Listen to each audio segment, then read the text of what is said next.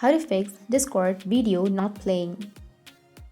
So if you want to fix your Discord video not playing problem, then what you need to do is first make sure that you have a stable internet connection. So you need to go with the control center and here make sure that you have an internet connection, because if you don't have an internet connection, then you might find some kind of problems. And after having the internet connection, it might fix your problem. Or the second solution is you need to open up your Play Store, go with the search. Under search, you need to search for Discord. After searching, if you have any updates, you need to go and update the application. As you can see that you have the update like this. So if you also have an update, then go and update the application. After updating the application, your problem might be fixed.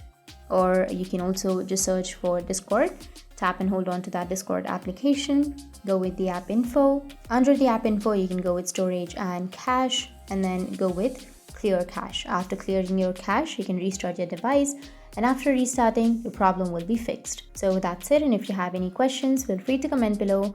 Thanks for watching.